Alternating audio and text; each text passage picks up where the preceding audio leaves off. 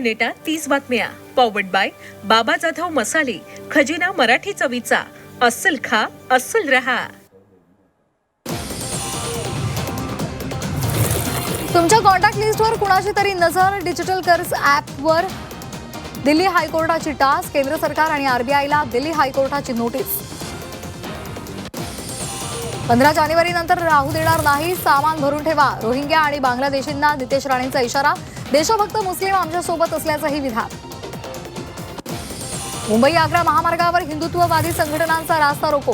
पिंपळगाव बसवंत परिसरामध्ये गोरक्षकांनी कत्तलीसाठी घेऊन जाणाऱ्या वाहनाचा त्याला अडवणूक करून विचारणा केली. शिरवाडे फाटा परिसरात चक्का जाम. धुळे सोलापुरातील नागरिकांचा मतदानावर बहिष्कार. पायाभूत सुविधांचा अभाव असल्यामुळे आक्रमक. राजकीय अनास्थेमुळे 30 वर्ष रस्त्याचं काम रखडल्याचा आरोप. सोलापूर महापालिकेसाठी उद्या एकनाथ शिंदेंचा रोड शो. छत्रपती शिवाजी महाराज चौक ते जगदंबा चौक रोड शो. सोलापुरात भाजप विरोधात शिवसेना राष्ट्रवादीची युती. छत्रपती संभाजीनगरमध्ये एमआयएम मधील वाद चव्हाट्यावर. एमआयएमच्या रॅलीमध्ये कार्यकर्त्यांना धक्काबुक्की. काल दुपारी जलील यांच्या कारवर हल्ला. अंबादास दानवेंकडून प्रचाराचा धडाका. शिवसेना युबीटीच्या उमेदवारांसाठी प्रचार. संभाजीनगरात भल्या पहाटे मतदारांच्या भेटीगाठी. नाशिक मनपा निवडणुकीमध्ये प्रचाराचा वाद शिगेला. सोशल मीडियातील बदनामीवरून पोलिसांमध्ये तक्रार. माजी महापौर विनायक पांडेंची पोलिसांमध्ये तक्रार.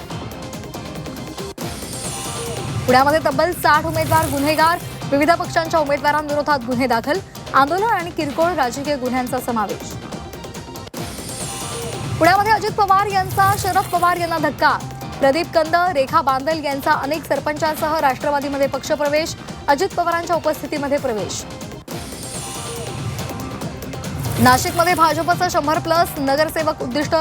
गिरीश महाजन 4 दिवस नाशिकमध्ये तळ ठोकणार. कार्यकर्त्यांची नाराजी दूर करण्यावर भर. महापौर पदाचं आरक्षण निकालानंतरच मतदानाआधी सोडत नाहीस. आरक्षणासंदर्भात नगरविकासकडून कुठलीही हालचाल नाही, सूत्रांची माहिती. छत्रपती संभाजीनगरमध्ये कार्यालय पेटवणारा अटकेत. एनसीपी उमेदवाराचं कार्यालय पेटवलं. छत्रपती संभाजीनगरच्या कैलास नगरातली घटना.